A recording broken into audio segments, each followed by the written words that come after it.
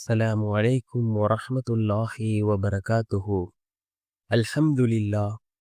الحمد لله الذي نحمده ونستعينه ونستغفره ونؤمن به ونتوكل عليه. أما بعد. அன்பிற்குரிய அல்லாஹ்வின் நல்லடியார்களே, அன்பு சகோதரர்களே, நாம் தொடர்ச்சியாக பார்த்து வரக்கூடிய துஆக்களினுடைய திக்ருகளினுடைய தொகுப்பில் இன்று நாம் பார்க்க இருக்கின்ற விடயம் என்னவென்றால், இன்றைய தினம் ஃபஜ்ருடைய தொழுகையை தொழுதுவிட்டு நபிமார்கள் ஓதிய மிக முக்கியமான 5 துஆக்கள். இந்த துஆக்களை நாமும் ஓதுவோம். இதனை ஓதுவதன் மூலமாக அல்லாஹ் ஜல்ல சுப்ஹானஹு வ தஆலா நம்முடைய எல்லா விடயத்திலும் அல்லாஹ் வெற்றியை நமக்கு வழங்குகின்றான். அதே போன்று இந்த துஆவை நாம் ஓதுகின்ற பொழுதே நம்முடைய எல்லா காரியங்களிலும் அல்லாஹ் நமக்கு பாதுகாப்பை வழங்குகின்றான். அல்லாஹ் எவ்வாறு நபிமார்களுக்கு உதவி செய்தானோ அதே போன்று நிச்சயமாக நமக்கும் உதவி செய்வான். அப்படிப்பட்ட மிகச்சிறந்த 5 துஆக்களை தான் நாம் இன்றைய வீடியோவில் பார்க்க இருக்கின்றோம். அன்பார்ந்தவர்களே, அல்லாஹ்வின் நல்லடியார்களே, அதிகமானோர் நம்முடைய சேனலை சப்ஸ்கிரைப் செய்யாமல் பார்த்து கொண்டிருக்கின்றீர்கள். நீங்கள் சப்ஸ்கிரைப் செய்து லைக் இடுவதன் மூலமாக நமது சேனலில் உள்ள வீடியோக்கள் இன்னும் பல சகோதரர்களுக்கு கொண்டு போய் சேர்க்கப்படும். அவர்கள் அதனை பார்த்து பயனடைந்தால் அதற்குரிய கூலியை அல்லாஹ் உங்களுக்கும் வழங்குவான். அன்பார்ந்தவர்களே, அல்லாஹ்வின் நல்லடியார்களே, இந்த 5 துஆக்களும் மிகச்சிறந்த துஆக்களாக இருந்து கொண்டிருக்கின்றது.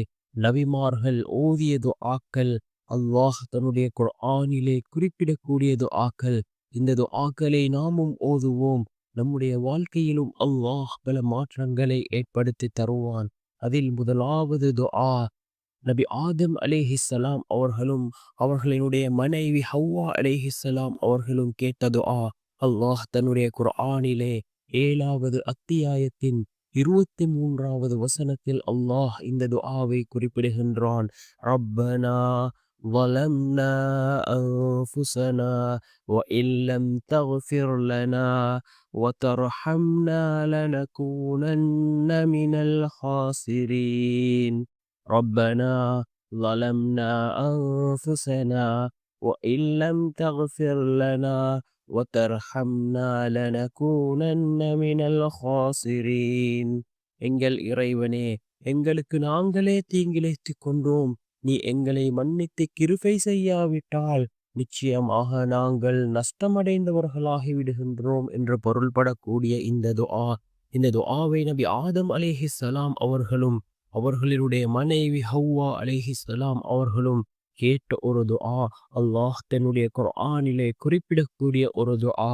அதே போன்று 2வது துஆ, நபி யூனுஸ் அலைஹிஸ்ஸலாம் அவர்கள் கேட்ட துஆ. நபி யூனுஸ் அலைஹிஸ்ஸலாம் அவர்கள் அந்த மீனினுடைய வயிற்றிலே இருந்த பொழுது இந்த துஆவை ஓதி அல்லாஹ்விடம் பிரார்த்தனை செய்தார்கள். நபி யூனுஸ் அலைஹிஸ்ஸலாம் அவர்கள் இந்த துஆவை ஓதாமல் இருந்திருந்தால் நாளை மறுமையுடைய நாள் வரைக்கும் அல்லாஹ் அந்த மீனினுடைய வயிற்றிலேயே அவர்களை இருக்க வைத்திருப்பான். நபி யூனுஸ் அலைஹிஸ்ஸலாம் அவர்கள் இந்த துஆவை ஓதினார்கள்.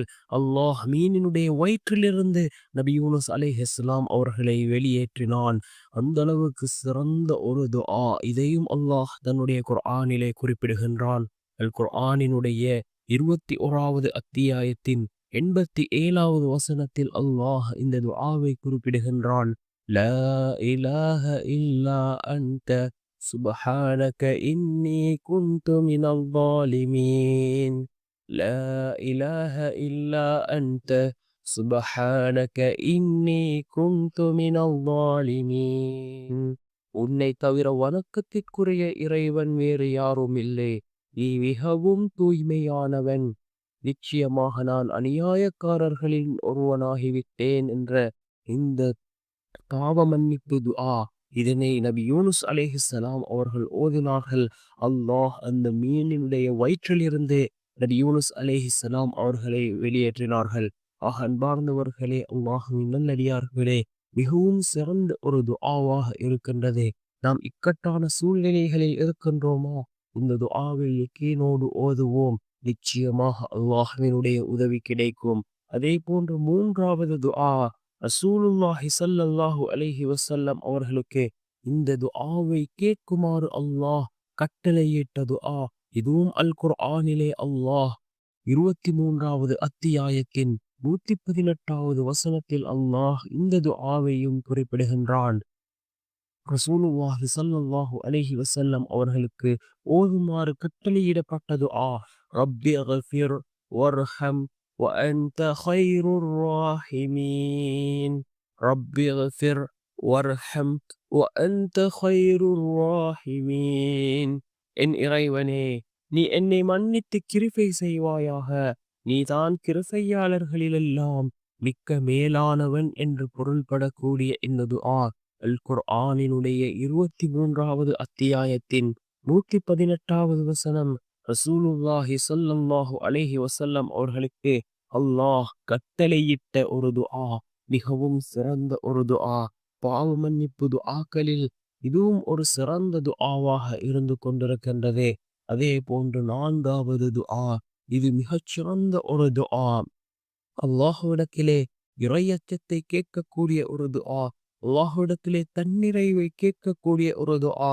அல்லாஹ்விடத்திலே நேர்வழியை கேட்கக்கூடிய ஒரு துஆ.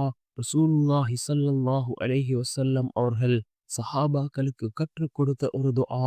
அல்லாஹும்ம இன்னி அஸ்அலுகல் ஹுதா வத்துகா வல் அஃபாஃப வல் கினா. அல்லாஹும்ம இன்னி அஸ்அலுகல் ஹுதா வத்துகா வல் அஃபாஃப வல் கினா. யா அல்லாஹ், உன்னிடம் நான் நேர்வழியையும் இறையச்சத்தையும் சுய கட்டுப்பாட்டையும் தன்னிறைவையும் கேட்கிறேன் என்று பொருள்படக்கூடிய ஒரு துஆ. இதனை ரசூலுல்லாஹி ஸல்லல்லாஹு அலைஹி வஸல்லம் அவர்கள் சஹாபாக்களுக்கு கற்றுக் கொடுத்தார்கள். முஸ்லிம் என்கின்ற நபிமொழி தொகுப்பு நூலிலே 5265வது ஹதீஸாக இந்த ஹதீஸ் பதிவு செய்யப்பட்டிருக்கின்றது. அதே போன்று 5வது துஆ, வறுமையை விட்டும் பாதுகாப்பு தேடக்கூடிய ஒரு துஆ. ரசூலுல்லாஹி ஸல்லல்லாஹு அலைஹி வஸல்லம் அவர்கள் தொழுகையின் இறுதியில் இதை ஓதி வந்ததாக அபூ பக்ரா நஅபி இப்னுல் ஹாரிஸ் ரலியல்லாஹு அன்ஹு அவர்கள் அறிவிக்கிறார்கள். நஸாஇ என்கின்ற நபிமொழி தொகுப்பு நூலிலே இந்த ஹதீஸ் 1347வது ஹதீஸாக பதிவு செய்யப்பட்டிருக்கின்றது. ஒவ்வொரு தொழுகையின் இறுதியிலும் ரசூலுல்லாஹி ஸல்லல்லாஹு அலைஹி வஸல்லம் அவர்கள் இந்த துஆவை ஓதக்கூடியவர்களாக இருந்தார்கள். நாமும் இந்த துஆவை ஓதுவோம்.